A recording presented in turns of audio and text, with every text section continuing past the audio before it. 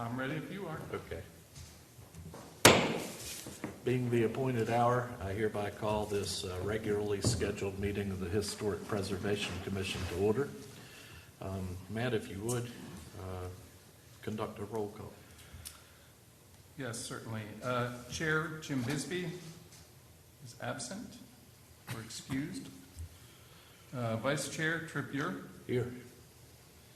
Jim Morrison. Here. Gregory Rush. Here. Dr. Ruth Cox. Present. Tim Thompson. Here. Molly Bales. Absent. Candace Sullivan. Absent. And Mark Bartner is excused. Chair, we do have a quorum. We just do, I see. And I didn't see any minutes in the folder. That's in correct. Dropbox, so we'll move on past that.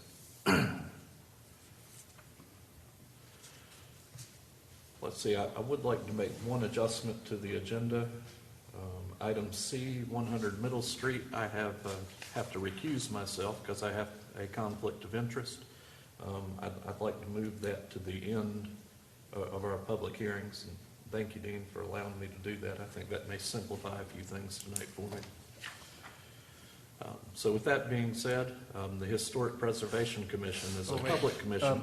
Tripp, you'll need to vote on adjusting the agenda. Oh, I believe. can we have a motion to, Mr. Chair, I move we amend the agenda for tonight's meeting to move application C after application D as shown on the agenda. It's distributed. So it will be the final hearing. okay, So second we have a motion and a second. Any discussion? No. Okay, hearing none. All those in favor, please say aye. Aye. Aye. Any opposed? Okay. Thank you, Matt, for keeping me straight. So the Historic Preservation Commission is a public commission appointed by the City of New Bern's Board of Aldermen. It is responsible for preserving and safeguarding New Bern's locally designated historic districts, being downtown and Riverside, using U.S. Department of Interior standards, state statutes, city ordinances, and New Bern's historic guidelines and standards. Two of the major tasks of the HPC include approving applications for a certificate of appropriateness and preventing demolition of historic structures due to neglect. The HPC holds quasi-judicial hearings on applications for a certificate of appropriateness. Hey, Candace. The Commission hears sworn testimony and evidence provided by the applicant, by parties who received notice of the hearing, and by others who can justify that they have relevant evidence and are directly affected by the application. The Commission cannot consider comments based on personal likes or dislikes, hearsay, or personal opinion that cannot be directly related to specific historic guidelines. Likewise, Commissioners shall refrain from stating personal opinion, personal likes or dislikes, or hearsay during the hearing. The Commission's decision on an application is based solely on the testimony and evidence presented at the hearing that directly relates to the historic guidelines. At this point, Matt, let's swear in anyone who will be providing testimony tonight. Yes. Okay, so anyone who would like to speak this evening, please come forward and we'll swear you in. About any of the applications. So just raise your right hand. You swear to tell the truth to the best of your knowledge. Okay, and then please print your name and your address.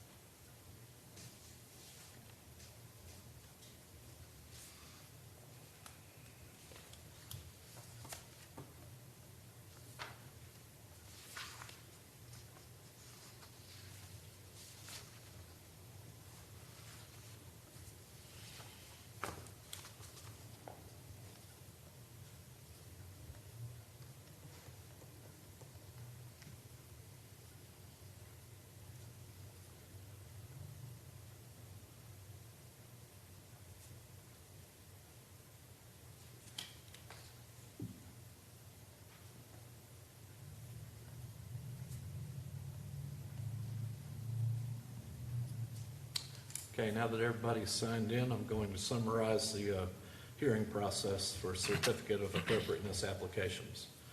The HPC administrator provides an overview of the application. The applicant presents the application. Proponents and opponents who receive notice of the hearing or have standing can present evidence. Then we'll have a rebuttal period for both opponents and proponents. In some cases, there may be others who do not have standing who can justify they have relevant information that directly affects the application. The HPC administrator will ultimately present the staff's findings and recommendations.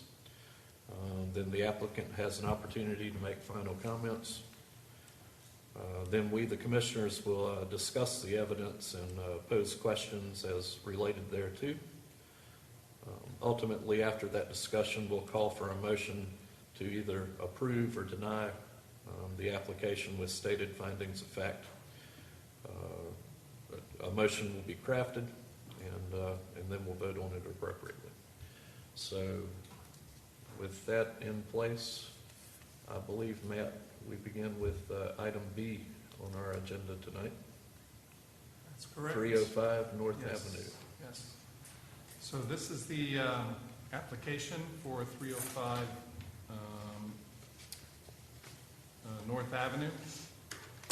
And you can see here they've filled in all the various bits of information on the application and then signed and dated the application.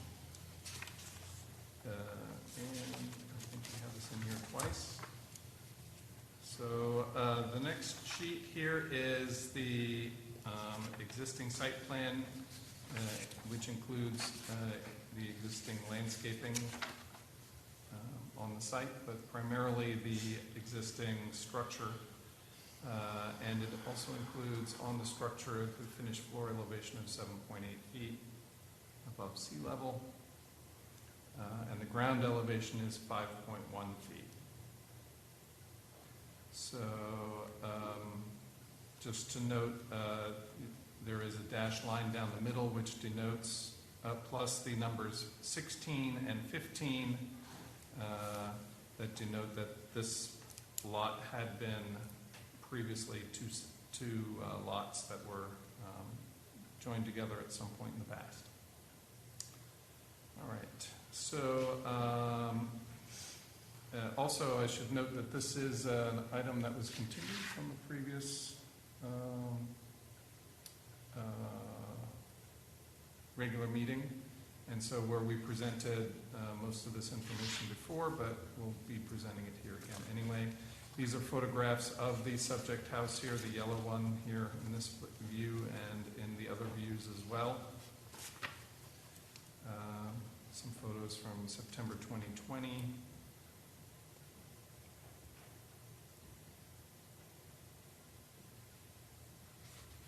And then the applicant provided some additional photos of their own here, built in 1940, etc. And during Florence, about 4 feet of water inundated the house, and no repairs have been carried out since 2018. So we'll see some of those pictures as well. This one, I believe, is from Google Street View from probably 2012-ish, around there. This is an illustration showing the floodplain in blue surrounding the house, which is outlined in the light blue and has the yellow marker in the middle of it, but also showing the floodplain around all the adjacent structures as well, which are shown as the gray blocks. And also this shows that the base flood elevation on the right-hand side, it shows base flood elevation is 9 feet for that house.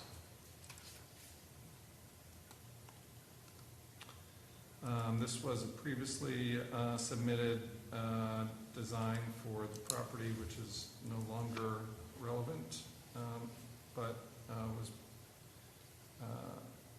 provided to show a potential redevelopment of the site.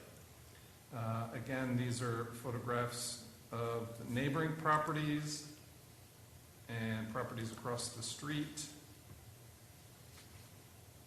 Although these are not in the historic district here, none of these are. None of these are, none of these. And then here we have, I'm going to make this page size here for us.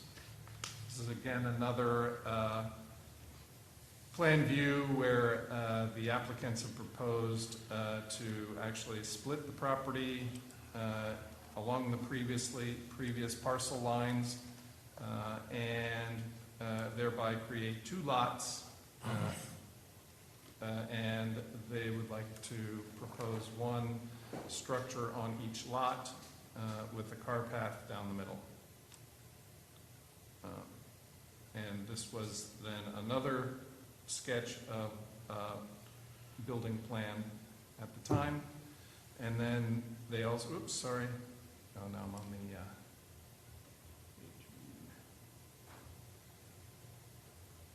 okay. And then this was a sketch that they provided. The problem is it's way at the bottom edge. Okay. So at the bottom edge here we see four, looks like houses. The property that they have is in the middle and indicated with 15 and 16 as the circles for the two lots. And at the time they were proposing on the left-hand lot the structure shown here on the left, and then just a placeholder for a structure on the right. But they were also kind enough to provide elevations of the structure immediately to the left, the neighboring structure immediately to the left, and the neighboring structure immediately to the right. This is the document that was mentioned regarding the November 1st deadline for them to either repair or demolish the existing house. That's all that there. Okay. Including this page, which is an excerpt of the guidelines, and this one. So then they have now the most recent survey, which shows then again the existing building on now a lot divided down the middle that has yet to be approved, but it may end up being approved based on a contingency that the existing structure will be demolished. So the applicants are in a bit of a pickle trying to get one thing done while the other's happening.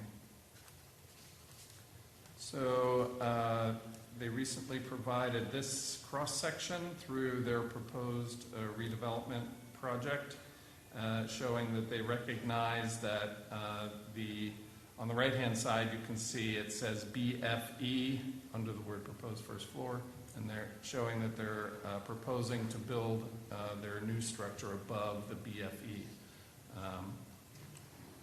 So, although it does not specify how far in this sketch, unless you calculate, the current grade is 5.1 plus 8. So, let's go to the next one. This is a sketch of the kind of project that they will be proposing, and here they show it's 26 feet wide by 40 feet long with an 8-foot front porch. And on the second floor would have this kind of configuration with this is the porch roof shown at the bottom.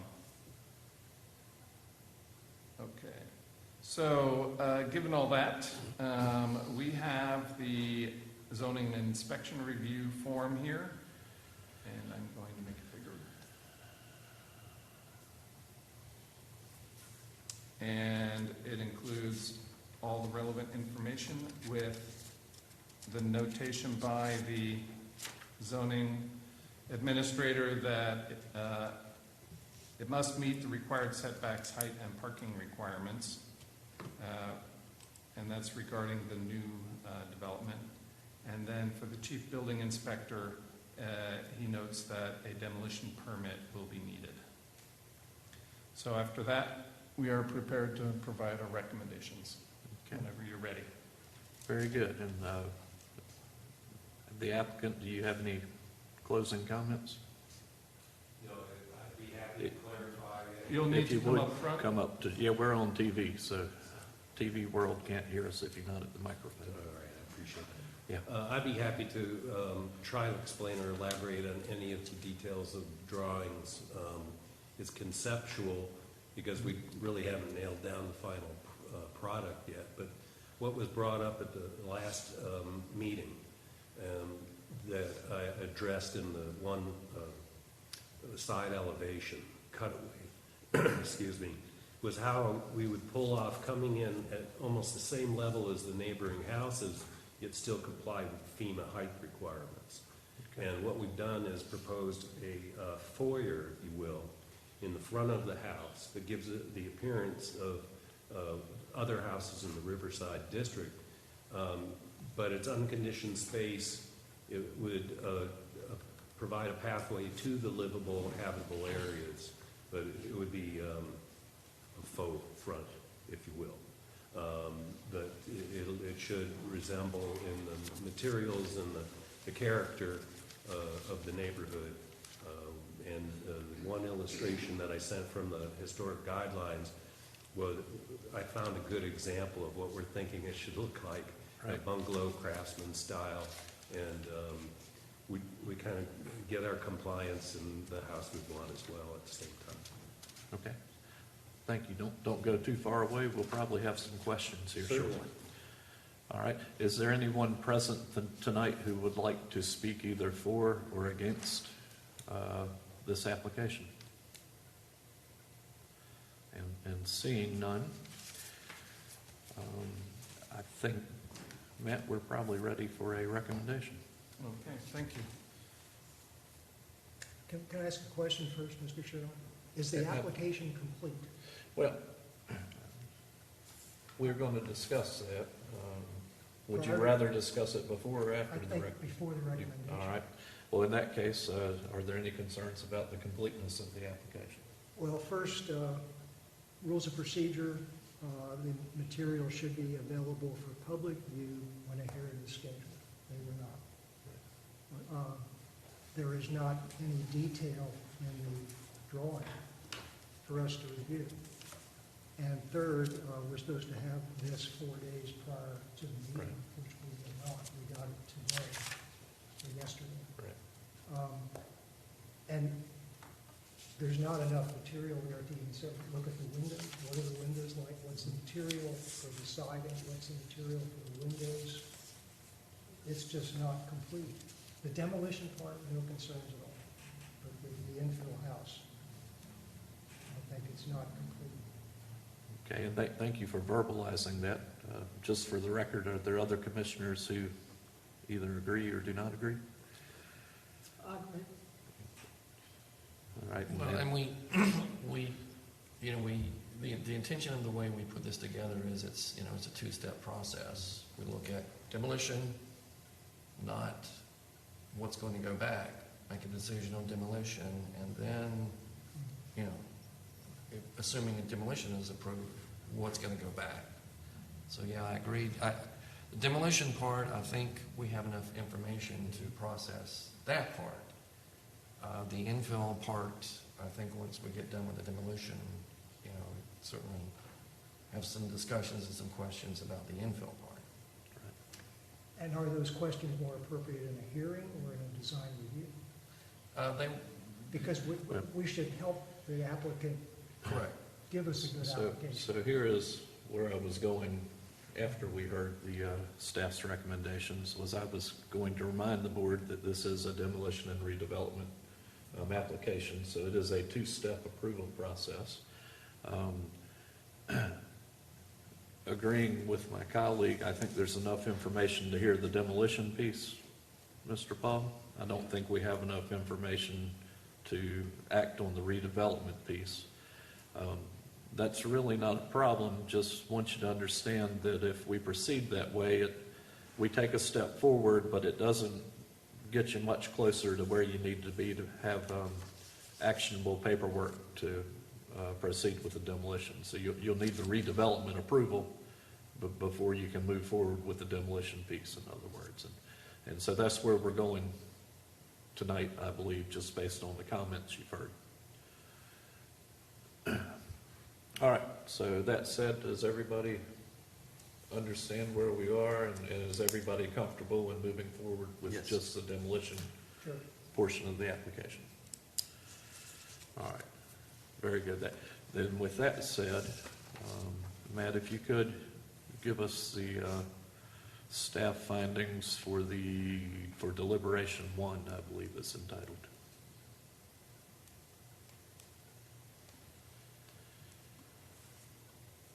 Okay, so these are the recommendations, findings and recommendations for Paul and Karen Freeman for the project at 305 North Avenue in New Bern. The historic property name is House, and the date is circa 1928. It is a contributing structure in the historic district, and the National Register inventory description from 1988 describes it as this one-story gable front bungalow appears to be of somewhat later construction than its neighbor to the northeast, which is 303 North Avenue. The porch sheltering its 3-bay facade has been screened, and the main block of the house is sheathed with asbestos siding. Windows are 6/6 sash. For the Sandbeck book, there is no description of the house in there. So for 305 North Avenue, the application is to include demolishing the existing contributing house and replacing it with a new 2-story infill house. So staff submits the following historic district guidelines are appropriate to this application, which consists of 2 deliberations, demolition and new infill, and I will just read the deliberation 1, demolition at the moment. Demolition 6.4.2, 6.4.3, 6.4.4, and 6.4.5. In addition, the guidelines stipulate in rendering a decision on a demolition COA, the HPC should address the following 3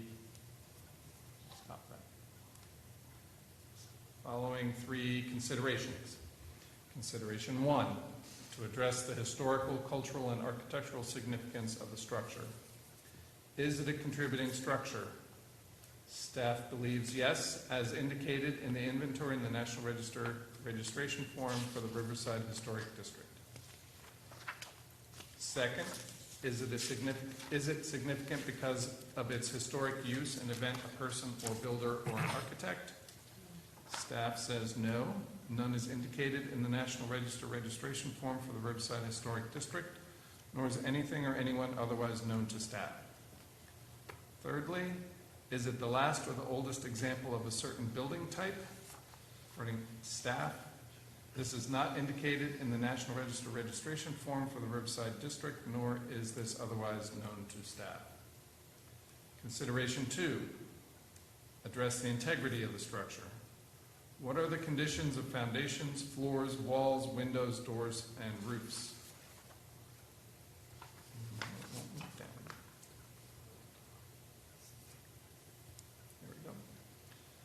Staff, the applicant has provided substantial evidence that the conditions of these elements are beyond the state whereby repairs would be possible or reasonable. Secondly, is it a hazard to the public health, safety, and welfare? Staff, in 2012, the chief building officer has issued an order that the dwelling was, quote, unfit for human habitation due to deterioration and defects, increasing the hazard of fire, accidents, or other calamities. Unquote. In addition, the applicant has stated that the structure is at least occasionally used by trespassers. Consideration 3, address attempted preservation efforts. First, have options for rehabilitation been explored with preservation organizations? Staff, No explorations of options for rehabilitation with preservation organizations are known to the staff. Second, has the applicant been unsuccessful in seeking alternatives to demolition? Staff, the applicant has not indicated such to the staff. Thirdly, have alternatives for structure relocation and sale of the property been pursued? Staff, the applicant has not indicated such to the staff. So, statements of reason based on the information contained in the application and staff's judgment are: 1, the project is a proposal to demolish a contributing resource. 2, the applicant is proposing a new house for the property, however, the design of which will need to be approved by the HPC. 3, the zoning administrator and the chief building official have reviewed this project and commented accordingly. And 4, the project is not incongruous with the guidelines. So for the motion for deliberation 1, staff recommends the commission approve this application to include demolition of a contributing structure. However, the COA should not be issued at this time, and the demolition may not proceed until the design of the replacement structure is approved by the HPC and a COA issued for the replacement. Then the COA for the demolition can be approved by the HPC to be issued. Okay, thank you. Concludes. So, Mr. and Ms. Freeman, any final comments before we begin our deliberations? No, very good. All right. So, board members, staff's already given us a pretty good overview of the considerations involved. Would a board member like to talk about the evidence we have before us that supports demolition, if any? We had significant photographic evidence of the deteriorated structure. It's a shame it's taken 11 years of being in a condemned condition to be resolved. So thank you for purchasing it and starting this process. So I think that the applicant has shown, and the city has shown, that the property is not a subject for rehabilitation. And it doesn't appear to me that most of the materials are items for preservation either. I've been in the structure and agree with what you're saying. You can see halfway up the walls where and I think that's in some of the pictures where the water line has gotten in there. There's bathrooms in there that one of the toilets looks like it's going to fall through the floor at any time. The ceilings, you can see where mold is present and the ceilings are falling in. And so, unfortunately, it has sat too long.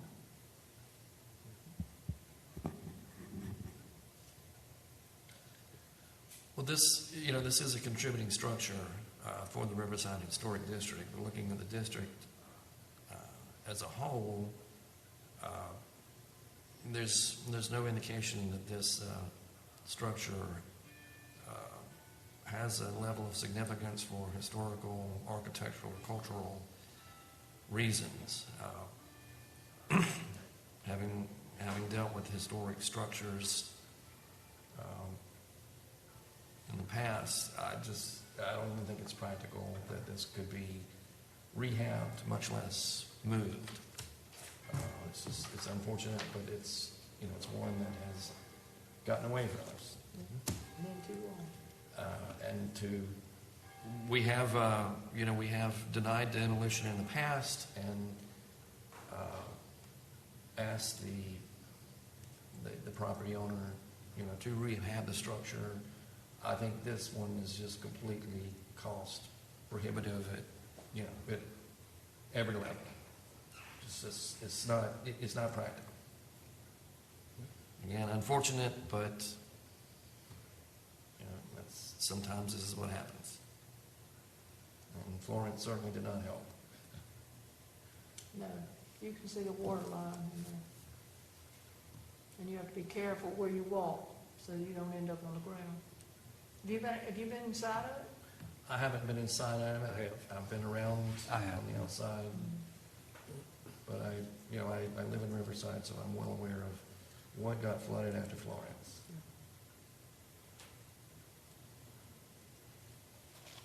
Any other comments? So I think we've addressed consideration one. Although it's a contributing structure, it's certainly not the last or oldest example of a building type. And it's not, has no significance because of a historic use of inner person or builder. The condition of the house, which has mostly been spoken to this evening, addresses consideration 2. And it sounds to me consideration 3, dealing with preservation efforts, is that there's just not enough historical material remaining that has integrity that would allow for those alternatives. Any further comments, or are we ready to perhaps make a motion?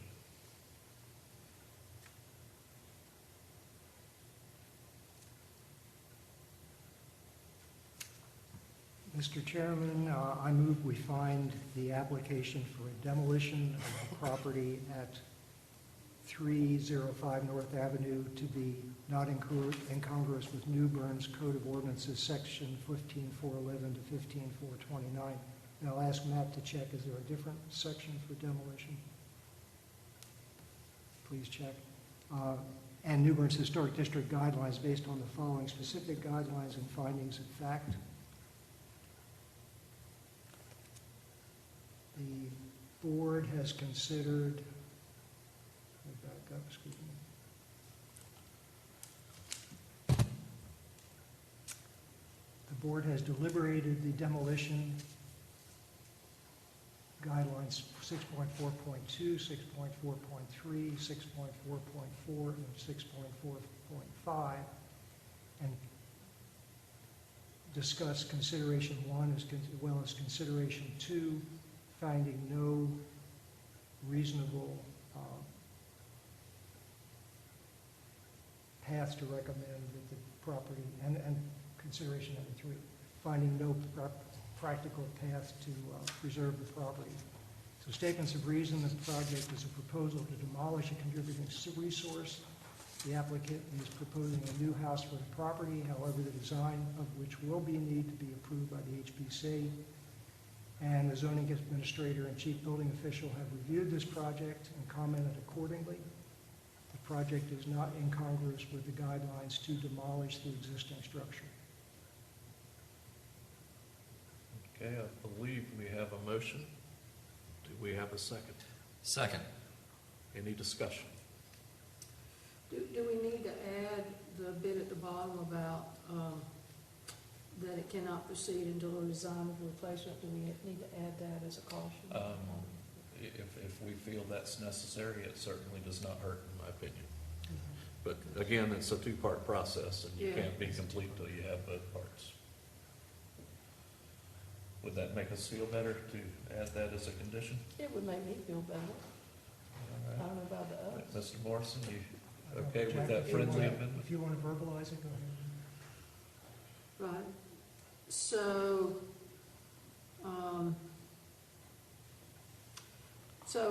I would start with, after the comma under motion for deliberation 1, however, the COA should not be issued at this time and the demolition may not proceed until the design of the replacement structure is approved by the HPC and a COA issued for the replacement. Then the COA for the demolition can be approved by the HPC to be issued. Does that sound right? Yes, ma'am, that's appropriate. If Mr. Morrison would like to amend his motion to include that condition. Accept the amendment. I thought we were doing it two-part. I'm a little confused. I thought we were going to proceed with the demolition, then have to come back to HBC for a rebuild. No? Well, we're giving the approval for the first part for demolition in this amendment as it's currently amended. So they can proceed. But you have to have the redevelopment piece approved before you can issue the COA, and that ultimately allows for the demolition to proceed. Okay, I understand. So that's kind of the process of how this works. And procedurally, Mr. Chair, I think Mr. Thompson, who made the second to the motion, would need to second the amended motion. Well, so let me throw out something that we have discussed in the design review informally. we've got a situation here that I find unique. We've got a property that has been in a derelict condition since 2012, is that right, since Irene?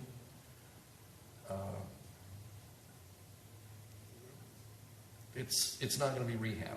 I think we're certainly headed down the path of demolition. With this amendment, then we're pretty much working ourselves into a corner where it can't be demolished until the plans come back.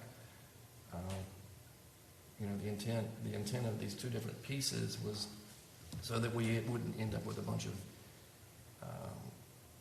empty lots where someone would demolish something and then, we end up with an empty lot and nothing ever gets built. So part of this is trust to start with.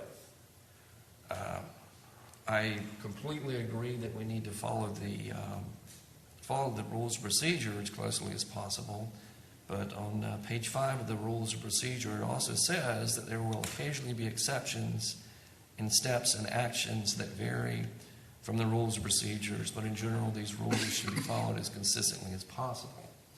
But that also says under extreme circumstances such as storm damage or flooding, and I don't think we want to or not. So why would we need to make an exception for this? What is so special to you that we would make an exception for this? It's certainly an eyesore to the neighbors on that street, if not a safety issue, as the applicant has indicated. And I'm just throwing this out. Is there any consideration of going ahead and allowing the demo on this, since it is a unique and unprecedented situation, to get rid of the eyesore? I support that. We have in our rules and guidelines the ability to make exceptions, and I think this would be as good as any reason. Yes, and this would be this is really a case where we certainly want to document why we have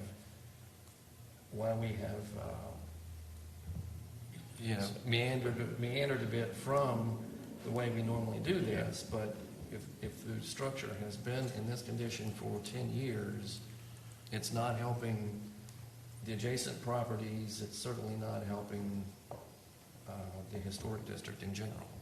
But this has got nothing to do with the adjacent properties. I mean, I disagree with you because I don't see any reason why we need to vary from what we're doing. They've got till, is it November to demolish it? So all they have to do, which they know they have to do, and we've discussed several times, is bring us the drawings for the house, and we need some more information than what they bought. I mean, that can be done very quickly. To me, this is no special consideration. Yeah, I think we're dealing with something that could be resolved next month. Yeah, I mean, this could be resolved next month. Why would we need So to do it? here's what I'm going to suggest. There are two things. One, I'm a little uncomfortable in using the cited rules of procedure to adjust a procedure that's stipulated in our guidelines. So we still need your approval of the amendment on the second, Tim, if you so choose, to move forward. In the meantime, it looks like the applicant has a very nice building section that answered most of our questions about the previous fenestration work that's in your application. We asked it to be adjusted above floodplain, and you have that information, so it's fairly easy to do the 4 elevations, and perhaps that could come to us as soon as next month. That'll give us time to look at the legalities of altering the procedure as we suggest as an emergency for those who think it is. But in the meantime, I'd like us to go ahead and take action on the motion on the table if we could, and if we decide to alter those rules as suggested by Tim, we can do that next meeting. Sounds good to me, Okay. so that we can move on. So that because we we've can been move on. moving around and up and down with this for many months. So moving forward would be moving in the right direction. So we have a motion.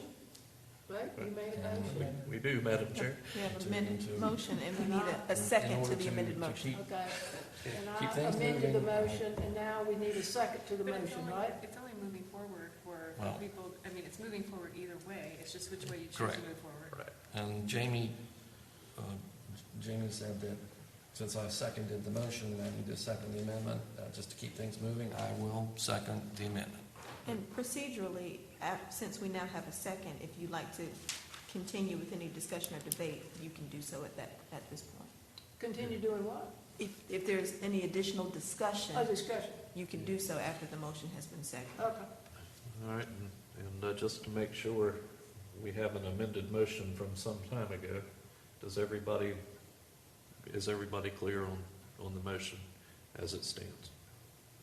And it looks like we are. Okay. Is there any further discussion we'd like to have? No, We okay over here? I Okay over don't here? have any further. All right, so with that said, all those in favor of the motion to approve the demolition as stated, say aye. Aye. Any opposed? Okay. That was a little sausage making, but I think we did cover some ground today that was helpful. There is no COA or to be issued in this case because that will come later. And we hope to see you soon. And maybe it'll become a moot point and we'll have all the information we need to follow the procedure and get your demolition going as soon as next month. I mean, I want to see you approved, but Yeah. I think we could really help you at a design review That'd be and great. answer all those questions. I look forward to that input. Get with Matt about what other information we need and for design review. And let's go through that as we have before design review, and then bring us this next week, and then we can move on. Okay. So Mr. Paul, looked like you had a question or I do. something you I want to have share. a question that, it's the development plan that results in this being 2 lots ultimately. Mhm. And that being finalized, that decision or that approval will impact the design of the house. Sure. Obviously, we would go with a wider house design if it Right. was 1 lot. I'm not familiar with what the impact is on getting the approval of that, undoing the combination of the 2 lots. So- Where does tonight's action lead us as far as that's concerned? I'm not sure I can answer that question because it's more of a zoning item, but subdivision and combination is a fairly common thing that's done pretty easily, and I think staff has some ideas that he may share with our zoning enforcement officer that may enable you to answer that question. So it's a wholly separate issue? It is a different issue Okay, in the zoning department. great. That's Yeah. what I needed to clarify. Yeah, Thank planning you. board. But Matt can help you with that too. Sure. So, Well, he's been great so far. yeah, well, good. Well, we like to hear that. And so if you, 2 of you would talk and get a game plan for perhaps the next design review, Very good. we could get this on down the road next month. Plan to do it. All right, well, thank you for your cooperation. Thank you for your help. Yeah. Mr. Chair, is it your inclination to entertain a motion to table the portion of the COA application related to the redevelopment of the parcel? I think that's probably a good idea, given you're reminding me we're in the middle of the process. Yes, sir. So can we have a motion to table? Well, Table typically means that Matt has to re-notify again. Well, we could So- also continue, I guess. How much time do we have left, Matt? Do you recall? Because we continued last month for sure. Well, if you have the consent of the applicant, you can continue it as long as they continue to consent. But there is generally a 6-month time limit. And so, let me see, the application was January. January. January, 4th. so we So have, you have So we've ample got time. some time. So if we'd rather continue it, we can entertain that too. If we have a motion maker. All right, I'd like to make a motion that we continue the hearing for 305 North Avenue until next month, March I don't 15th. have. March 15th. Until our regular meeting on March 15th? You With the gotta say, unders- you gotta say where. Time and place. Our regular meeting In City Hall. in City Hall At 5:30. at 5:30, She's gonna tell you, right? with the understanding that the applicant will come back at the design review with necessary information related to redevelopment of the structure or structures. Perfect. Very good. So we have a motion. Do we have a second? Second. Got it. Very good second. Any discussion? No discussion. All those in favor, please say aye. Aye. Any opposed? All right. So Was I that think, Greg, second? Who seconded it? Ruth? Oh, okay. Who said a good second? That's me. very hearty second. Hardy. And so with our adjustment of the agenda, I believe 301 Hancock Street is next. That's correct. All right. Yes. Well, you won't need to stand up yet. I'll have to go through it. If you- Oh, okay. If you want to just rest a little bit till I get all the way, oh, there we are. Okay. Yeah. What you mean? And so, but before Matt gets started, I have to acknowledge or share that I've had some ex parte communications with Miss Ann Hiller. The nature of those communications were suggesting how she could formulate an application and an approach to come to the hearing. I've also had ex parte communications with Richard Parsons. He is the president of the New Bern Preservation Foundation. And there were some efforts that came out of design review regarding the handling of some historic material, which may or may not be relevant tonight. But regardless, I do not believe any of those communications have biased my opinion on how to handle this application. And just also for the record, the New Bern Preservation Foundation made an attempt to purchase the property back in, when did Scotty buy it? 2000? Yes, back in 2020. I was the president of the New Bern Preservation Foundation at the time. Based on our discussions at the design review, I did contact Richard Parsons, president of the Preservation Foundation, just to let him know that here's a situation that the foundation may want to try to help sort out. I have no idea what the outcome of that was. So that's been my discussion. So those are the natures of the ex parte communications. If any commissioner feels that otherwise, that we would be biased and unable to hear this application, please make a motion to excuse one or both of us. Just for clarity of the record, Mr. Thompson, do you have any belief that the communications that you participated in would bias your opinions or ability to deliberate this evening? No, Okay. you know, whatever, again, I have no idea what the outcome was with the discussion with the Preservation Foundation. There were several options on the table, and as far as what we consider, we consider and we vote on what's put in front of us, not, what the other options are. It's what's put in front of us. Yes, sir. All right. We good to move on, commissioners? Yes. It appears so. All right, and hesitate to ask, any other conflicts of interest? Are any board members concerned about the completeness of the application? All right. So with that, Matt, if you would give us your recommendations when you are ready. Okay, 1 second. Take your time. All right, so here we see the application for 301 Hancock Street for Catherine Hiller, for Ann Hiller, Catherine Hiller. And Ann Hiller is her appointed representative here this evening. And you can see, oops, why did I always do that? Okay. You can see these sections are completed. And then the site plan, and that here is the authorization form to allow Ann Hiller to represent Catherine Hiller. Sorry, I keep getting them confused. Then we have photos by the staff from September of 2022.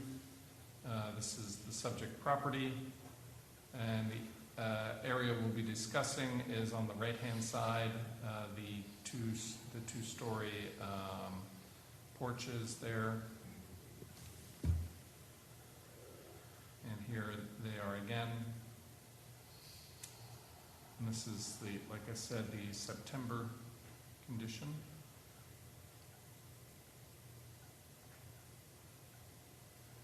And here we see some new woodwork on the underside of and new flooring for the upper portion of the upper story of the porches. And here is essentially the first floor porch floor. And then from the side, the public street is to the left. And this parking area is the neighboring property. So you can see some new woodwork here, but also some Tyvek. And then the two porches, the two-story porch area that will be primarily discussed, is on the left there, above those gentlemen standing there. So a little bit of recent history. On April 2019, this is what the property looked like before being purchased by the current owners. And of note is on this first floor, you can barely see, and I'll show you a blow up here, but there is a stairway balustrade here. And there we are. There's the blow up, showing the newel post, the handrail, and some balusters. Those are now gone. They've been removed. And so this is an email that Ms. Hiller provided to Mr. Ure and I regarding her intentions for this property. She wrote this back in January 17th. My plans for the exterior are to both keep it as original as possible and in one section to return it to original. The side porch stairs, which is what these two, that stairway we were just talking about, were taken down over liability concern due to the fact that they were rotten and there was nothing preventing someone from accessing them from the street. I'm happy to replace them, although admittedly as ornamental, but as an exact replica. For this reason, I retained all relevant pieces. Regarding the Pollock Street side of the house, that would be the left side of the house. She had some discussion about some of those elements there that I believe are not part of the application at this point, so we'll skip that. Can I go back up? I may have missed something. Nope. Okay, so next page. She would like some help that New Bern Preservation can give in sourcing the doors of broken transom glass, etc. I'm not sure if she confused us, the New Bern Historic Preservation Commission, with New Bern Preservation, and that would be tremendously appreciated.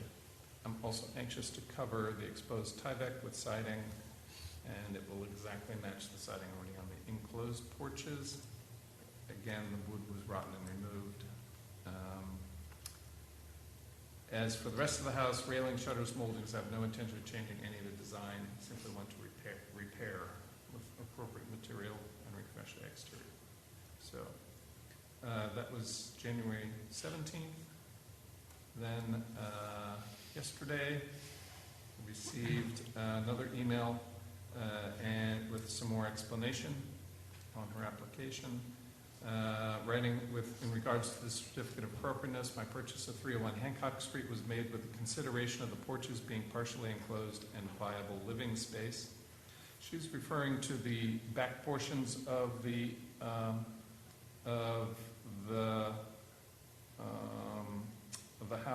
house behind the doorway shown here in the bottom and in the photographs earlier on both the first and second floor.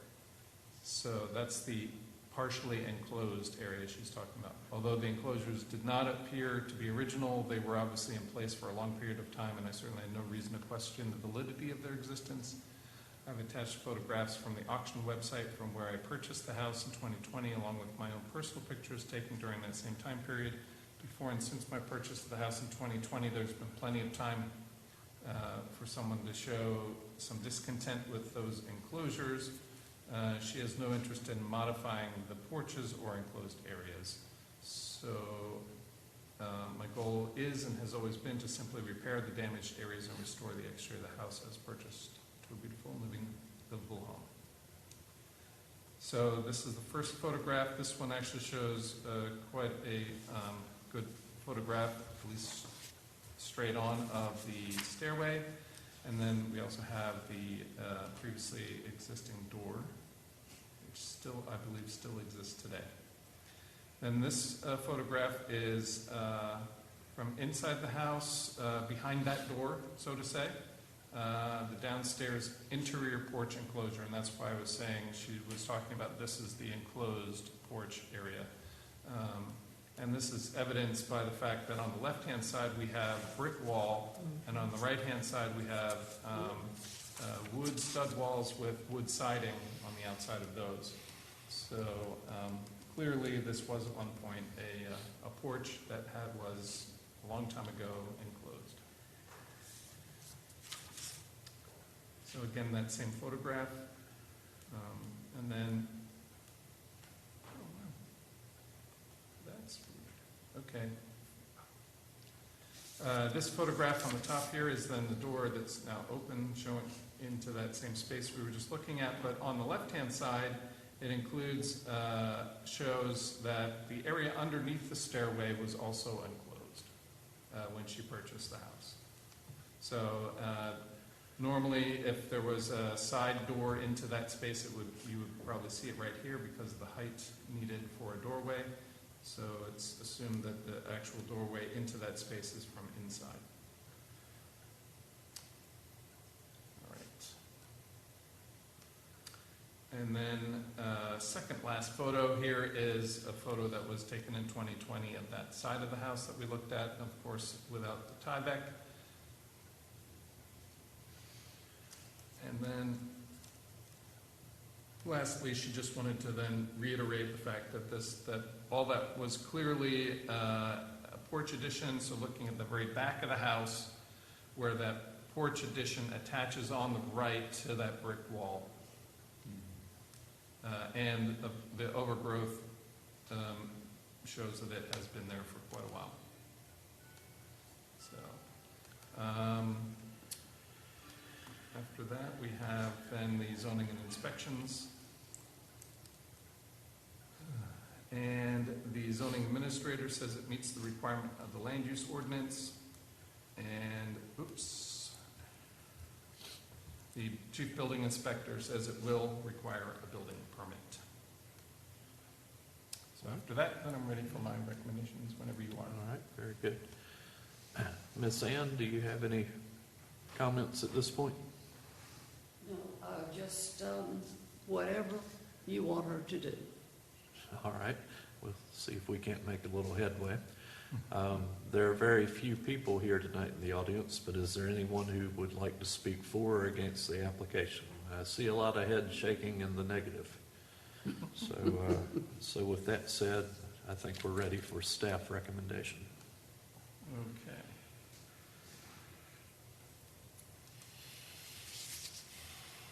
All right, so these are the findings and recommendations for the application for Catherine Hiller and Ann Hiller for the project at 301 Hancock Street.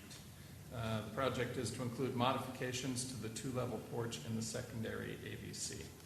So the historic property name is the Edward R. Stanley Office and Quarters, and the date is circa 1850, with some modifications around 1870. It is a contributing resource, and the National Register inventory description of 2003 describes it as 2 stories, brick, 2 bays wide, double-story porch along the north side, and low-pitched hip roof. For the Sandbeck book, there's quite a much larger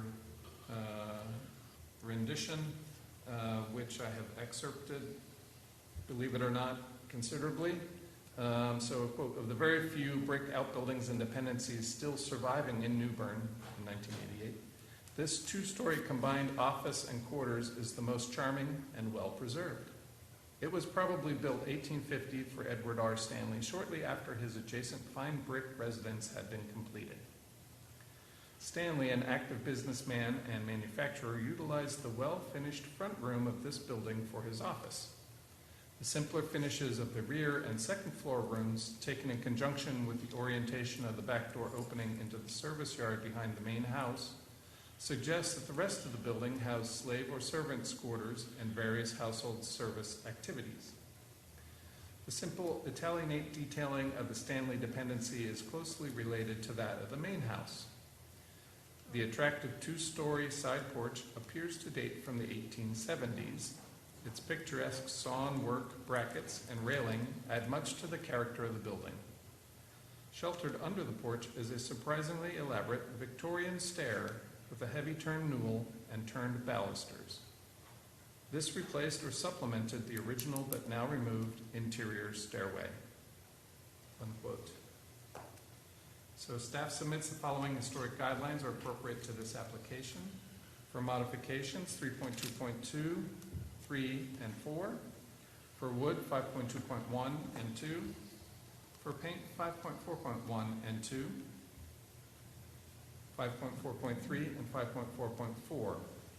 Also section 6.1. And then for wood maintenance, 6.1.5, 6, and 7. For paint maintenance, 6.1.11 and 12. For statements of reason based on the information contained in the application in staff's judgment are: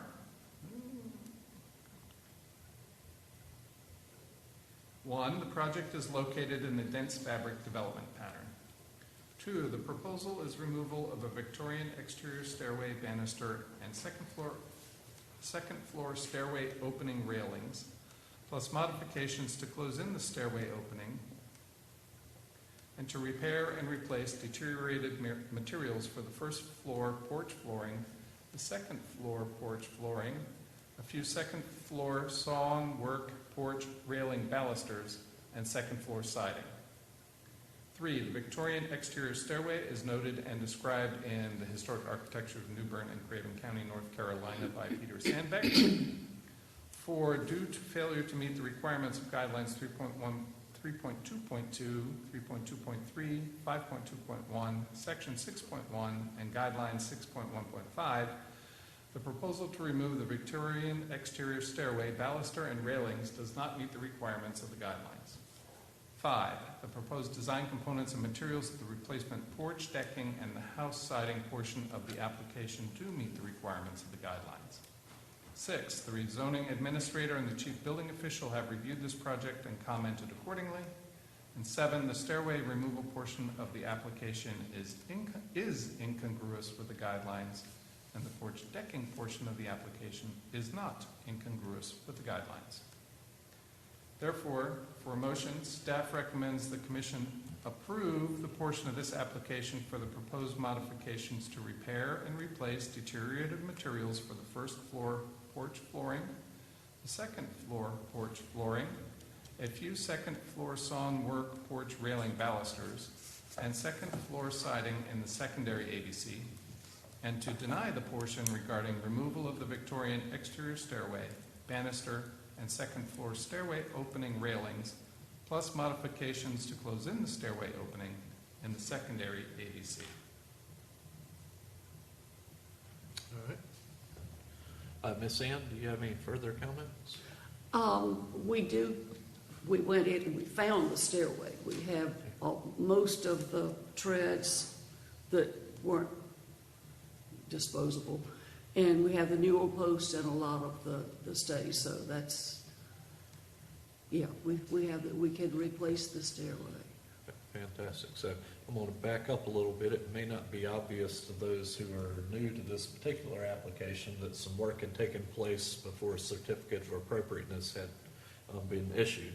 And so we are attempting to correct all that in an appropriate manner tonight. And so, Ms. Ann, the one other thing I want to do is just recap what you're asking us tonight. Yeah. That we're going to deliberate. And so I think you're asking us to remove the stair and balustrade. That'd be your preference, to remove the stair and balustrade. That's her preference, but she's Okay. very And so, happy to put it back. well, understood, but we have to have a fixed application to act upon to get this down the road. And by doing so, there was a storage area underneath the stair that would also, you're asking approval for removal. You're asking for the slight modification of the porch structure and the new decking, which is similar to what was there, but may be different in terms of its dimensional materials and things of that nature. Is that correct? Yeah, that Yep. looked like the same size to me, but. You're asking to replace in kind some second floor balusters to complete the railing yeah, definitely. upstairs. And you're They also, could be replicated very easily. and I think you're also asking for some second floor siding to be completed with wood Yes, they siding that stopped, matches. they stopped us, so we put that up. Anything else that I haven't covered that you would like us to consider as part of this application? I think I got it all, but Let me look over those things. Are you saying that we need to replace the stairway? well, so we have to decide. Okay, well, But to decide, I have to have a specific ask, from it you was as the applicant. suggested that we could, to salvage it, to save it, we could use it inside. Okay. But I don't know if that's, Well, I think that's possible, but before we can, is that something you want to be part of your ask? Is it just that either you'd use it or. inside? Yeah. Because we can't do options at this point. Oh, you can't do options? No, ma'am. Well, I don't know, you know better than I do. I don't know that it changes anything.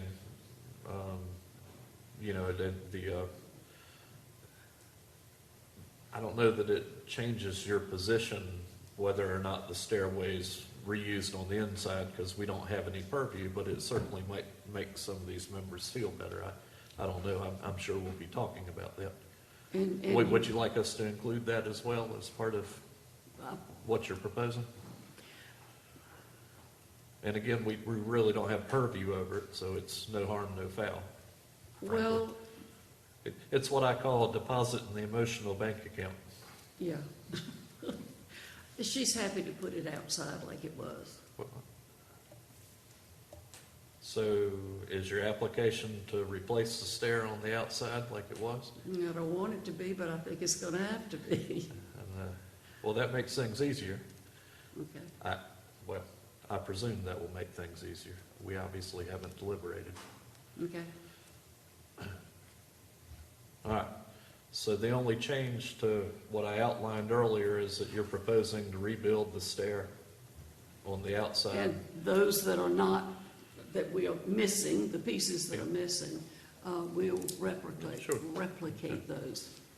And so I have to ask, just because we talked about it in design review, would that include the opening in the floor on the second deck? I guess it will. Okay. All right. Thank you, and I didn't mean to make that torturous for you. So, Commissioners, do we understand what the ask is for the application at this point? So it appears it's what it says in the application for number one. replace the exterior stairs to original functioning stairway. I'm sorry, I can't understand. In your application, item 1, provide detailed description. Number 1 under that is replace the exterior stairs to the original functioning stairway. That's what you're saying, right? All right, so we're clear on the content upon which we will deliberate. And going forward, we had a number of different opinions in design review as to how best to resolve this situation, and we talked about a lot of alternatives, including reusing historic material in the interior of the building. And in fact, that was how Richard Parsons and the Preservation Foundation, ex parte communications on my part came to be. Richard went and explored that with the applicant. So that being said, I think to help us forward, when we get to the point of making a motion, in my mind, as I summarized in design review, I think it all comes down to whether the motion maker believes that the stair needs to be reconstructed as it was, or whether it doesn't need to be reconstructed. And once that decision is made within the motion, then everything else falls into place. That's just a suggestion. Certainly there are many ways to get this resolved. And with that said, I've done a whole bunch of talking, and I really shouldn't be. So are we opening up? so we're this going for to open discussion? up for discussion, and let's take the conversation where the board cares to. So I would have to ask the question, Sure. based on our last applicant, what makes it so special that we wouldn't require the stairs to be replaced? Nothing. Right. And that's a recommendation from you all, that the stairs be replaced, that the fact that they've been Well- taken down be denied, right? Yeah, essentially, they were removed without our approval. That's right. So in other words, if We things would have admit to- followed, We admit to that. She did and not. they're very apologetic.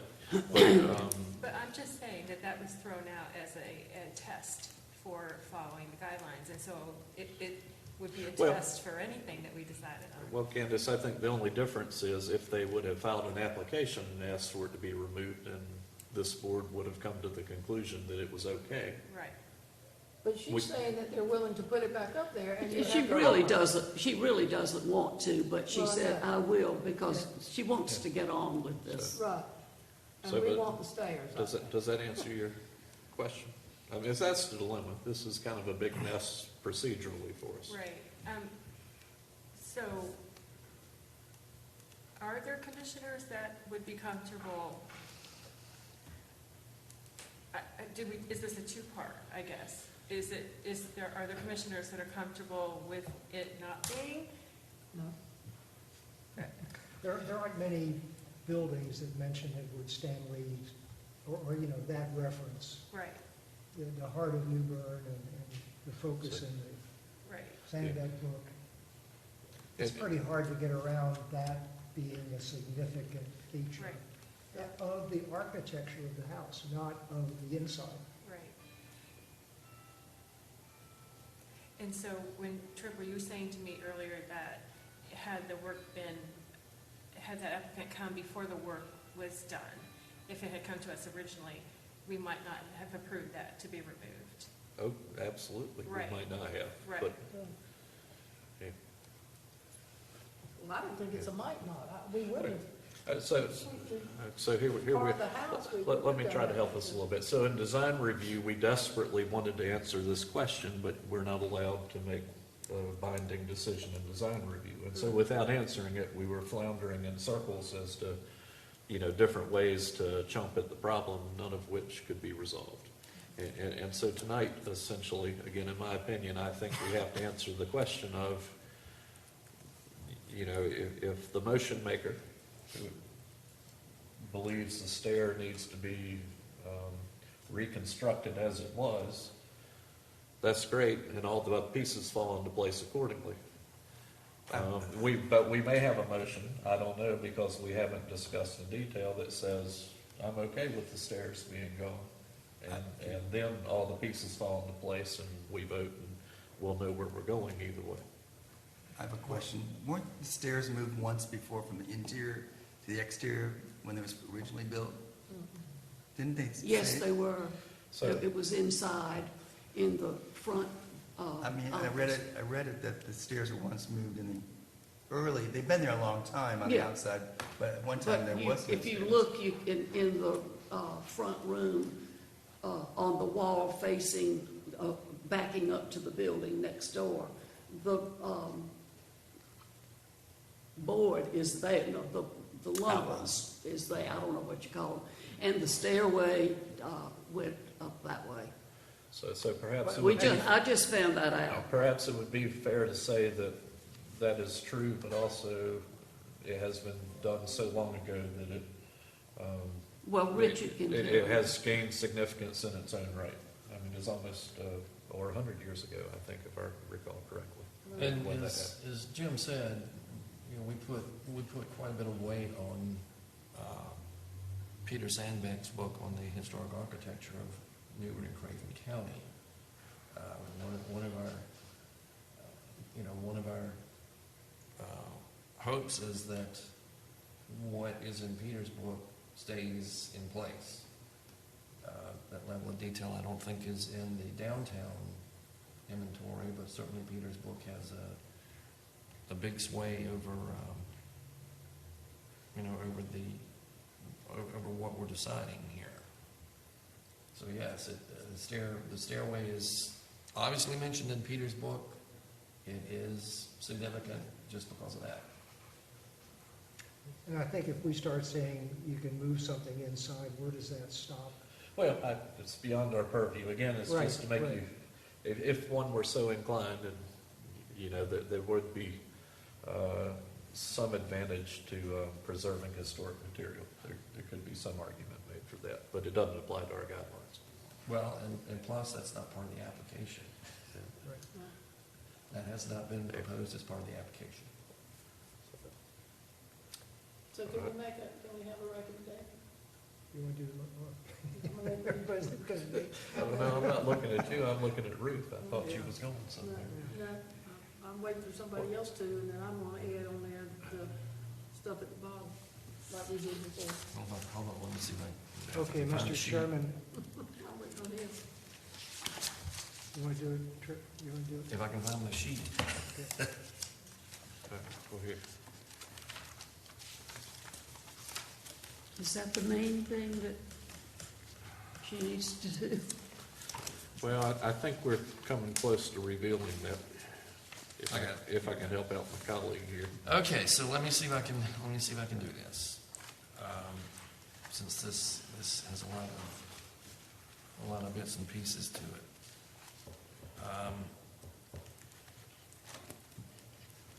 I'd like to make a motion that we find the application for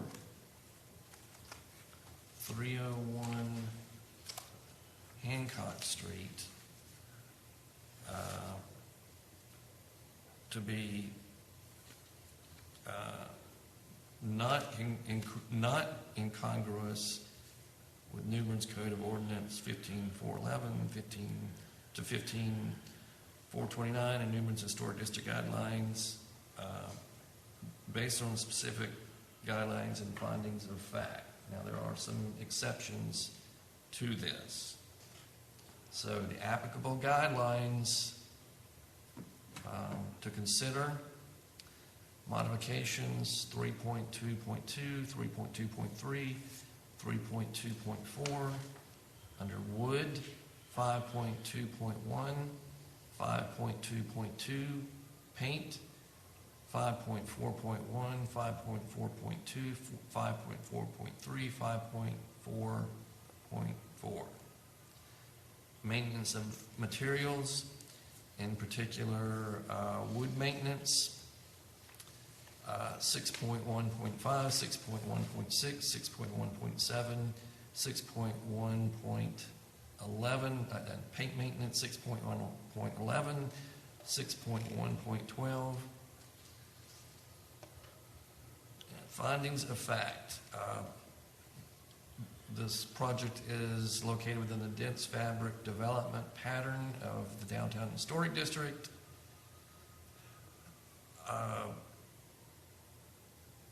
The items that we're asked to consider, the stairway, and you guys help me out with this a little bit.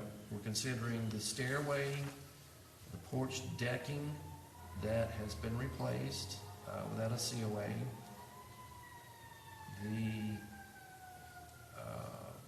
wood siding where the Tyvek is exposed, and the stairway. The question is whether the stairway needs to be functional or not. So I would like to propose, as the findings of fact, I would like to propose that the stairway needs to be reconstructed with any original existing material, handrails, balustrade, so forth. The decking needs to be replaced as it was before being removed. It has been replaced.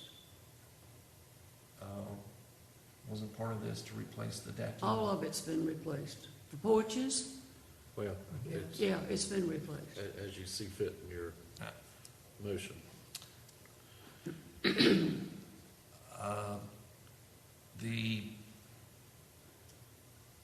The following guidelines under consideration,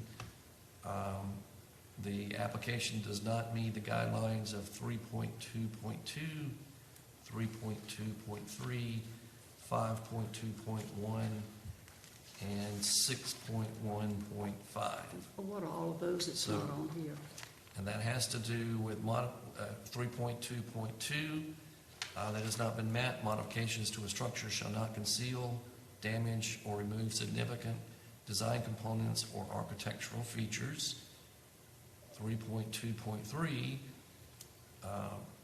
replace historic design components only if they are damaged beyond repair. Replacement for convenience is not appropriate. Use materials and details that match the original. 5.2.1, adhere to preservation guidelines for retention of historic fabric when altering wood materials. And then 6.1.5, retain and preserve siding, fenestration, trim, and ornamentation. Maintain wood features such as beaded and shaped edges, lathe-turned profiles, and decorative surfaces that have been milled, joined, or routed. So, failure to meet the guidelines 3.2.2, 3.2.3, 5.2.1, and 6.1.5 mainly have to do with the exterior stairway that was removed.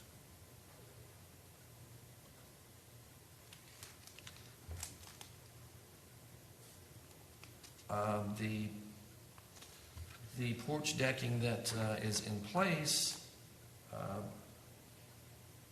does not meet the guidelines in the sense of replacing decking, scale, proportion, so forth, with decking that matches what was there before. You mean just to take the decking up? It's exactly like, it looked exactly like it was Ms. Ann, before. if we could, I'm sorry. let's let Tim get to the end of his I'm motion. sorry. That's okay. We'll have a chance to talk about it in a second. So, to summarize, the stairway needs to be put back. It needs to be a functional stairway.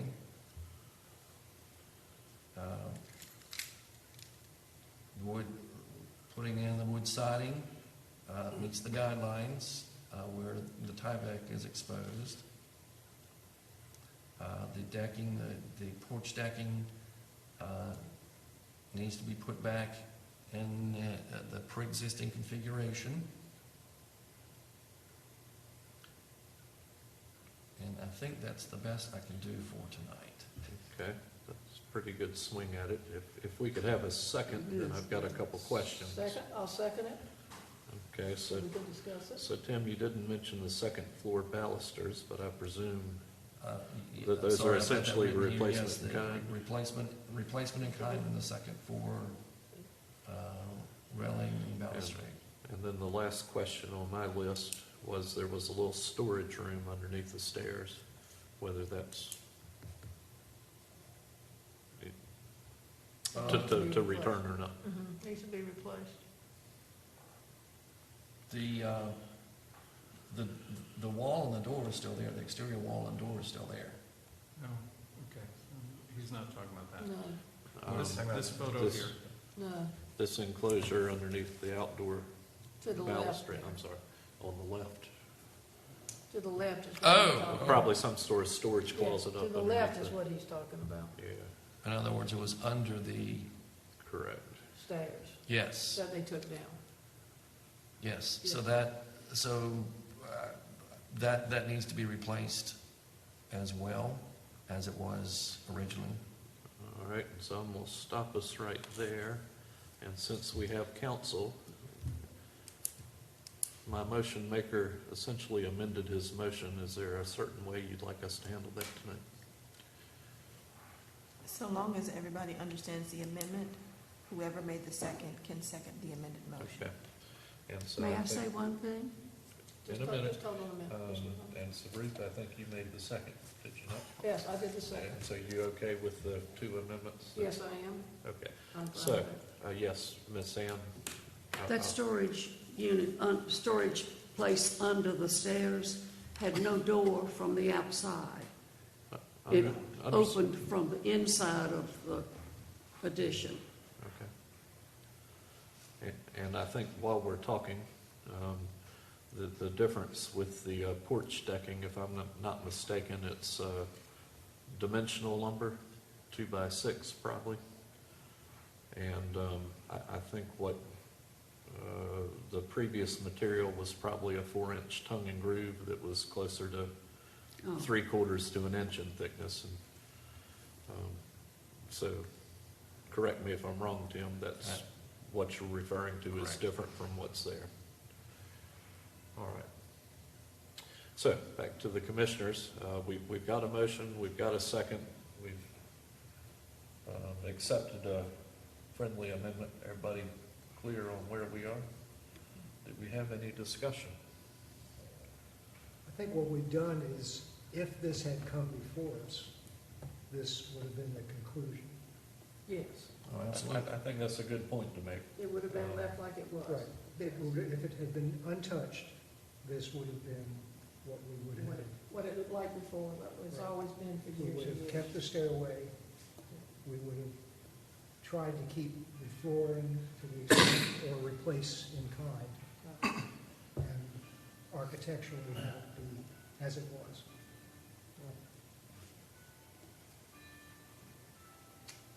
All right, any other comments? It's sad, really, that, I know that there's been efforts made, but unfortunately, it's our job to keep the guidelines in place. And if she's willing to, do this, which I think you indicated earlier, then I think probably somebody else is going to have to do it. It's a lot of, I don't know, I'll talk to her tonight and tell her. This is why, We could- particularly with with a important historic structure, which, this is one of the few dependencies that still remains downtown. This is a perfect example of why we do everything we possibly can to encourage property owners, particularly new property owners, to reach out to Matt and to the HPC before making any changes. And this is so critical.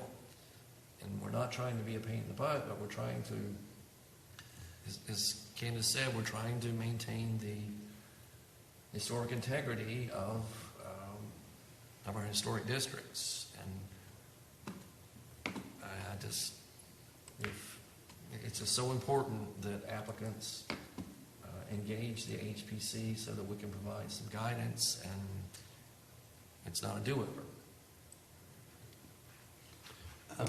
I agree with what Candace said and Tim said. It is sad that you started this project, you didn't come to us first, and you've spent some good money and you have good intentions. I just wonder if there isn't a compromise we could offer a branch to allow them to keep the flooring and then put in the staircase and open it up and make it a functional staircase, but allow them to keep the decking for the work they've already done. I'd like to give you encouragement to continue your renovation and not stop it in the track, because it's been a vacant property for a while. And you obviously are willing to put the money into the project. And I'd like to see you continue with the project with our guidelines going forward. That's just my recommendation. So a bit unconventional, but I think we have a suggestion for an amendment to the motion. I would second that. And, well, I think our motion maker has to determine whether it needs to be part of his motion or not. We have a motion on the floor, don't we have to? You have a motion you have an amended motion on the floor. The gentleman who made the motion can amend his motion if he's so inclined. If there is no amendment, then the commission should proceed with the motion that's on the floor. So he has to accept this. Well, he doesn't have to. So That's since why you we were- ask. May I ask you a question, since you've been out to the property recently? It's just irregular decking on the second, on the first and second floor. Pretty sure. And we've got some pictures, I think, that Yeah, it's just regular boards. so you can't see the ends there, but I'm pretty certain. You can see daylight between the boards, so we know they're not tongue and groove, right? Yeah, it's not tongue and groove. And it's wider than what we normally expect. We know that from the pictures. Yes, again, if we were approving this in the beginning, we would have dictated the floor Right. if there Yes. was damage. Yeah. So, not to put the TikToker on you, but I think Gregory suggested an amendment. And also, if Commissioner Thompson was inclined to make the amendment, there would need to be a finding that the flooring as it exists is not incongruous with the guidelines. Okay. Well, and that's the hurdle that, So,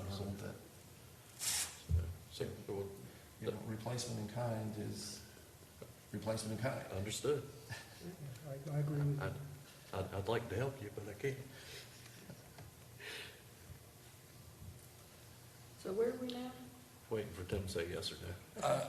I mean, this is replacement in kind. Again, you know, the unfortunate situation is that for better or worse, there were modifications made to a significant historic structure here without a COA, so there was no, you know, we were unable to provide any Okay. guidance So, at this point. so I'm going to accept that as a no. So I appreciate, Yeah. you know, what Gregory's suggestion is, but again, replacement in kind is replacement in kind. And so I feel the need to put this to rest before it can spiral further out of control. So all those in favor of the motion as amended initially, but not after the fact, please say aye. Aye. Aye. Any opposed? Okay. So, Ms. Ann, do you understand where we are? I understand most of it.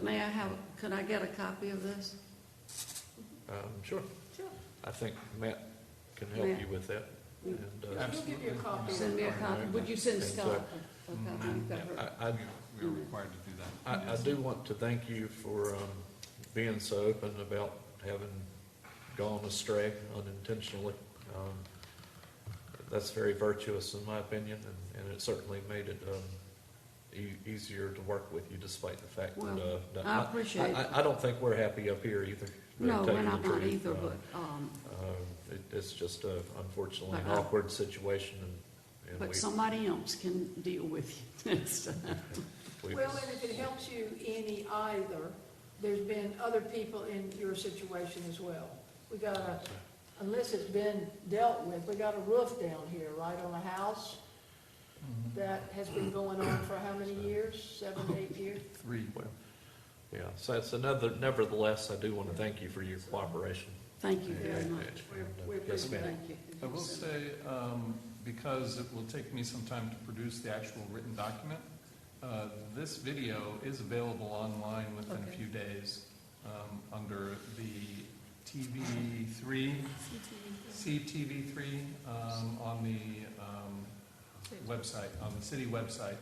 It's how do I, you click on the How Do I section, and then under there is the TV3. Did we do that for you? And then there is sections for the aldermen's meetings and other meetings, but you would, of course, go to the Historic Preservation Yeah, Commission meeting. I'll talk to her. And there's a link there for the video. Yep. Thank you very much. Okay, you're welcome. Appreciate So, it.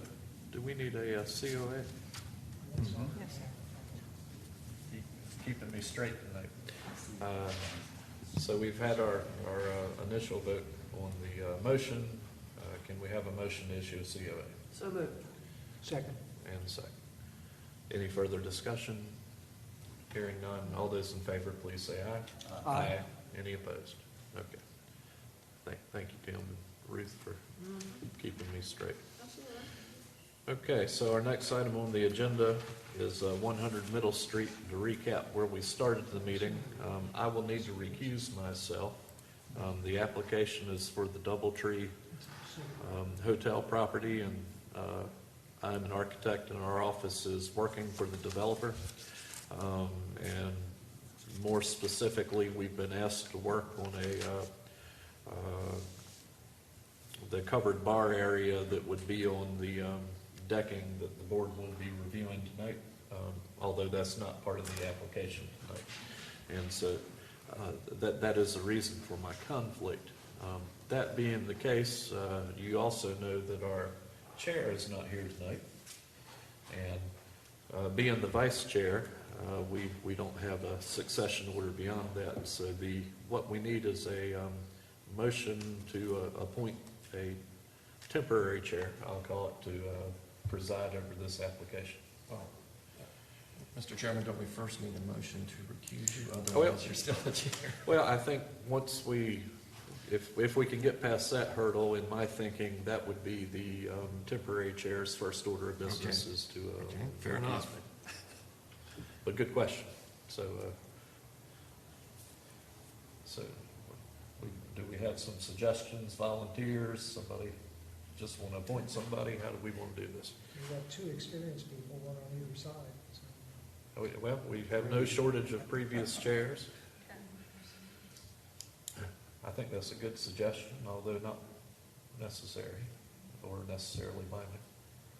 But let's hurry up and pick somebody so we can go home. I volunteer. So maybe somebody can put that in motion form for me. So we can move Mr. along. Cox, chair the following hearing of 100 Middle Street. Okay, got a motion? We have a second? Second. Got a second? Any discussion? All those in favor, please say aye. Aye. Any opposed? All right. So, Madam Chair, you need to ask the board if I may be recused. So we need to recuse our chair. Do we have a motion to do that? Motion to recuse Tribure, since he is working on the project, or some part of the project with the hotel. Second. We have a second? All those in favor? Aye. Okay, so if you can Yep. join I the will audience. dismiss myself. Yeah. Do you have anything? Okay, We'll have to think about whether we're gonna have to go. it's always a tough It's such a tough decision. So, sir, can we have information from you Certainly. on the double tree?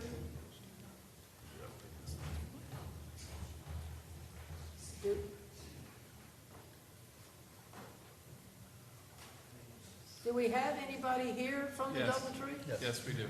Okay, we have somebody here. It must be this gentleman then. He's the double tree. No, you didn't have a seat, but it's you, you're the only person left. Yes. Okay, so if you give us the information on the double tree. All right, so here we see the application for 100 Middle Street, AKA the Doubletree Hotel.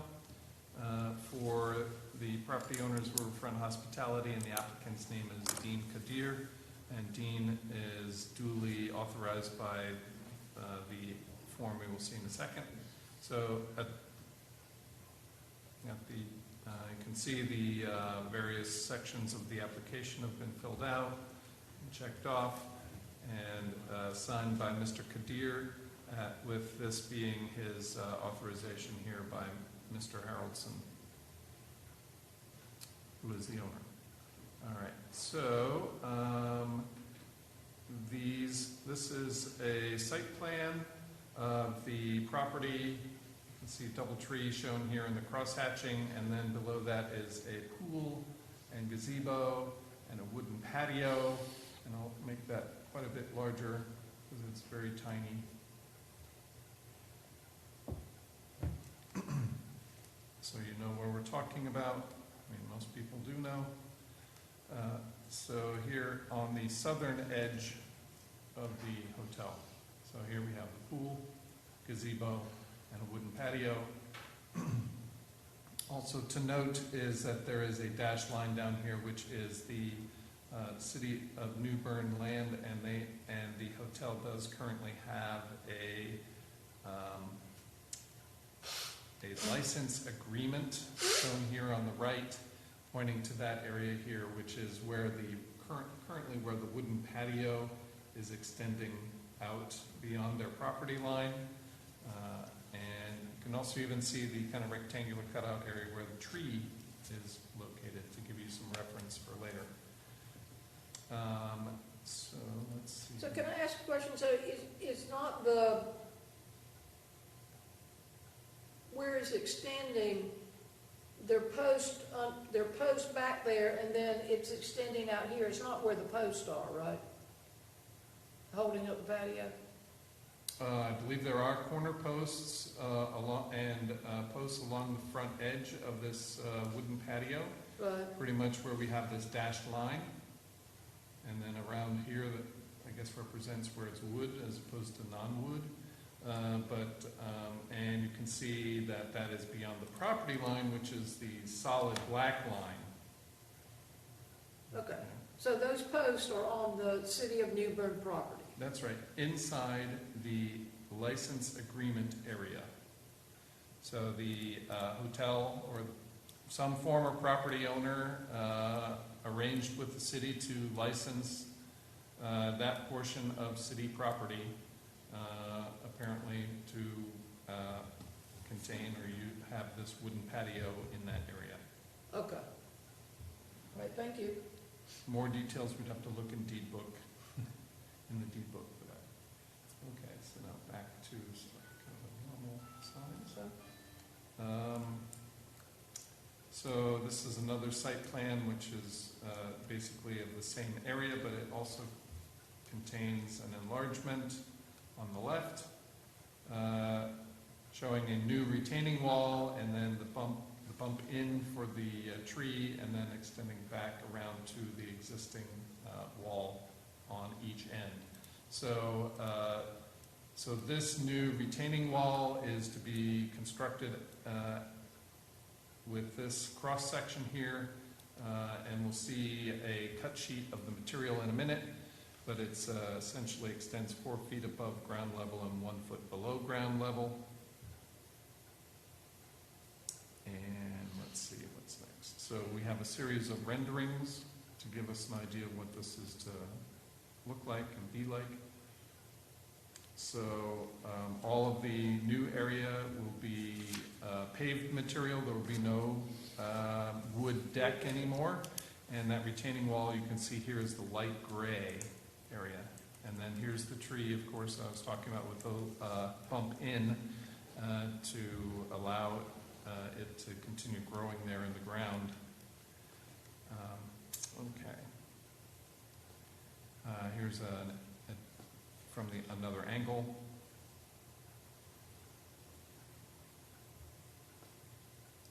And from a lower point of view. And then from the other end, looking back. And at this point, it may or may not come up, but on the left-hand side here, just in front of the tree in this case, there is a section that is a foot or two higher than the rest of the deck, or the rest of the patio. And this happens to be rendering from inside the hotel looking out. And again, basically from one of the rooms looking out into the deck patio area across the river without a marina.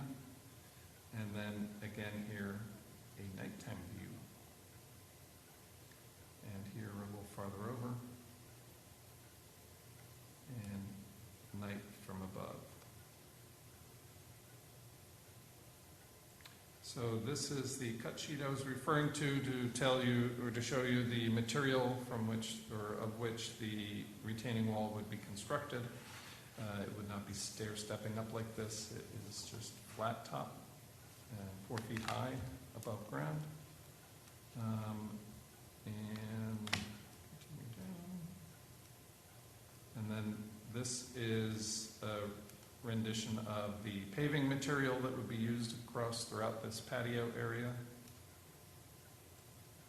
with one of those colors. And then this image, I'll have to make a little smaller, is of the proposed railing. And you can see this is from below. It's a combination of metal square posts and these round horizontal members at the midsection and at the top. And at the very top is actually a construction for a small countertop, which you can kind of see the chairs facing a small countertop there. But this countertop is now basically extending out over the back of the railing. So we're looking at the railing from the back. All right. And here's a better view of the railing from the front, showing that countertop constructed on the top rail with a backsplash of sorts. And it's basically a wood plank held on 2 angles. And then this is the bottom, the rest of the railing. Okay, so this is the zoning and inspections review for 100 Middle Street, the Doubletree Hotel.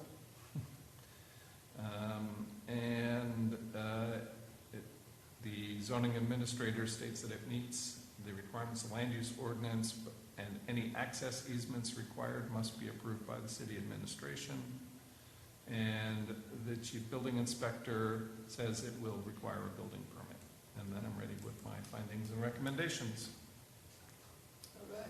Sir, is there anything else you'd like to add at this time? Well, just one part of it is we are still in the process of negotiating and drafting a new encroachment agreement. That will be what? Encroachment agreement where the project spills over onto the city's property. It's not exactly identical to the existing encroachment agreement that's there. So obviously the project is pending the finalization of that agreement, which will go before the aldermans.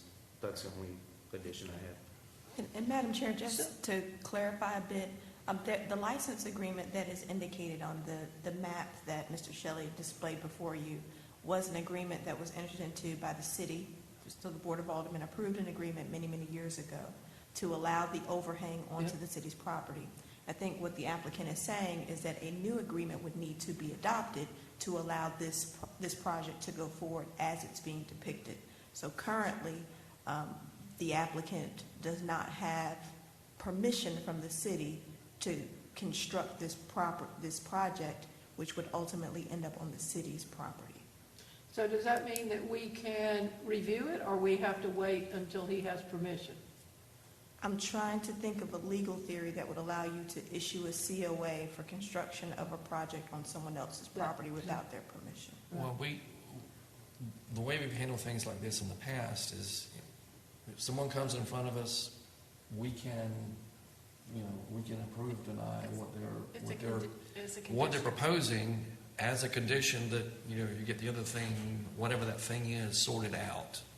The problem that I see with that procedure is this property, the applicant doesn't have all their entitlements. So one example that I've heard thrown around was if someone wanted to build perhaps a baseball stadium in downtown New Bern. And let's just assume that all the design components met the requirements of the guidelines. And this commission were to issue a COA for the baseball stadium, provided you get the appropriate city approvals. Well, that leaves the applicant with the impression that they could actually build the baseball stadium, when in fact that's a legal fiction. So currently, because the applicant doesn't have all the entitlements that they need, including a condition that's could be a legal fiction, we don't know or not, could create some difficulties, versus perhaps continuing the application to give the applicant an opportunity to continue discussions with the appropriate city officials to get the entitlements if he's able to do so, and then you don't have to worry about any conditions in the future, unless there's some other evidence to suggest you need a condition. So would we need a motion for continuation of the proposal? That would be my recommendation, Madam Chair. Okay. Can we have a motion? Well, for Madam continuation? Chair, maybe one question to ask the applicant is, considering this, is a continuation acceptable to you? I certainly understand Jamie's point, but just as out of courtesy, any issues with us continuing this until you get your part sorted out? Oh, sorry. There's no issue. I consent to a continuation. Okay. You understand what she's saying? Yes. That's why I asked you a question when he was going through there, because I realized what had been approved before, so, okay. Yes, And you can bring this back to us. So correct. if we do a continuation, is there a timeline for that? Do we have to put a timeline in the recommendation for the continuation? Yes, ma'am, you would have to continue this application to a date certain. I will say that the Board of Aldermen meets bi-monthly, so every other week. They just met yesterday. So the next opportunity for the Board of Aldermen to meet to consider anything would be February 28th, if that gives you some time frame. Not to say that they would take up this particular issue, but that just gives you some information about the board's pacing. So we, in the continuation, would we say that it would be continued for, could we say for 4 months? Something like that? You would need to give a date certain, date, time, place. Well, my suggestion is that we continue until the next meeting, and if we needed to continue it again, that way it's, If you go out too far, you would have a 6-month issue before it gets approved. Okay. or Well, I not. know in the past, we've had issues around how long things can be continued. That's why I'm asking that. That's right. I think Commissioner Thompson's point is well taken. You could continue this matter to the March regular meeting, whatever that date Okay. is. And then you could assess at that point. It may be that all the legalities have been ironed out and you don't have any further delay. Okay. If not, you certainly can continue it with the applicant's consent. and just so that we have this piece of information, where are we in the 180 days on this? Any Yeah, idea? I Is think it, when was the application? Yeah. January 26th. Okay, so we've got We've got some time, it's not. And maybe just for education, because we don't often get the chance to find out. But, so it would be, we do a lot of conditions. So a condition that perhaps the administrator could cure, or that was within the purview of development services, is perhaps something we could put on a COA, but once we go beyond our own purview and rely on the alderman, we probably should not. Is that what you're really saying? I'll answer your question this way, Commissioner Morrison. It's difficult to consider an application for a project when the applicant doesn't own the property. Okay. So I'd like to keep my analysis narrow to that, except Sure. that particular factual scenario. But in any conditions that are coming up in the future, we can talk about whether those conditions fall squarely within your purview or not. Okay, that's a good line, though. Thank you. Okay, Okay, so can we have a Yes. motion? So I move we continue the hearing on 100 Middle Street to the March 15th HBC meeting at 5:30 PM in the courtroom of the City Hall, second floor. Okay, we have a motion. Do we have a second? Second. We have a second. Any more discussion? All of those in favor, say aye. Aye. Opposed? Hearing none, it passes. And that meets the legal requirements for what we need to do? Yes, ma'am. Okay. All right, sir, thank you very much for your understanding, and we're really just waiting on you. I mean, you've got your information here for us to look at, so we're just waiting for you to get ownership of the property. Yes, ma'am, I understand. Or, maybe ownership's not the right word, but permission to use the property? We've already set that into motion. Okay. Obviously, we So- can only do so much on Right, our so side. if you would be in communication with Matt over there before the next meeting Yes, ma'am. about where we are with that? Yes, ma'am. Thank you so much, we appreciate it. Thank you as well. You're welcome, we'll be ready to hear you. Okay? Do we have a motion to bring our member back? Or do we just want to leave him out there? So Once the hearing is over, he's back. A motion? I Do think we there have was a motion? Yeah, second. Second, we have a second of the motion. All of those in favor say aye. Aye. Okay, all right.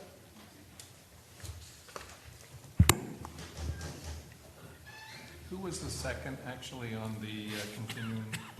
Say that again? Who did the second on the continuation? Tim. No. Aye. Tim Yeah. did? Oh, Yeah. Tim? Thank you. Yeah, thank you. All right. Thank you, Madam Chair. Thank you, sir.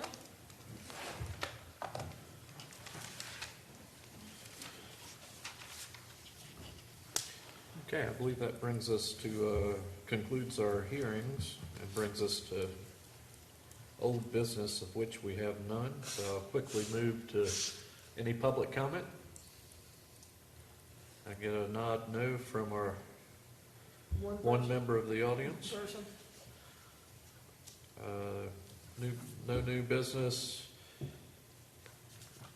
Matt, is there anything in your administrator's report about approvals that you need to highlight? Let's see, I believe only to point out, the 5 that we approved last time have all been issued. And we had 5 other minors that were issued with about 15 pending at that point last week. Many have been taken care of in the last few days, so it's at least a lower number now. Yeah, keep up the good work. Do any commissioners have any questions for Matt, for any of these items? So I do have one other item, though, and that is to remind people of the resiliency working public session tomorrow at the Omega Center from 10 until 2. 10 till 2. And that is basically an open house kind of format to introduce you and to the resiliency plan, as well as to provide you with some opportunities to provide some new input for the plan. And secondly, twice during that time period, we'll do about a half an hour slide presentation to describe the plan in quite a bit of detail. I know Jim Morrison's been one of the victims of one of these. Anyone else been there at one of these? So, yeah. It's interesting, very interesting. So Matt, when do you think the slide presentation will happen? You said there's two of Close to them. the beginning and Okay. close to the end. Yeah. Okay. So, also, I would request that we have at least one representative from the HPC there, someone from Raleigh, one of the state agencies there that's been working with us to provide funding for that resiliency plan, is also on an HPC commission, or his wife is on an HPC commission up there, and they're coming tomorrow to that around 10 o'clock, and they would really like to be able to talk to someone. I unfortunately will be out of town tomorrow, so I would have done that, but I just am requesting that we have someone there from the HPC to greet him and his wife and talk to them. They want to know how things work here. So. So if someone can please show up around 10:15 tomorrow morning there, that would be great. All right, I can volunteer to do that. Okay, So, perfect. Anyone else? Yeah. Mr. Thompson's gonna bail you out. Excellent, thank you, Tim. All right. And also, I want to remind everyone that for the next meeting, at the design review meeting, we do have a training session lined up for that, so we'll probably ask you if you can, please set aside some time before the meeting, starting around 4 o'clock, and we'll run an hour's worth of that video. And that was that very interesting video I was talking about at the last design review meeting. So, but just a reminder to Yep. block that time out for yourself. You probably better send an email to. I will, but some people need 2 weeks head start on those. Right. All right, thank you, Matt. Sure. Commissioner comments? Do we have any of those this evening? Everybody had enough, I see. All right, I well, move that we adjourn. have a motion, do we have a second? Second. Got a second? We're adjourned.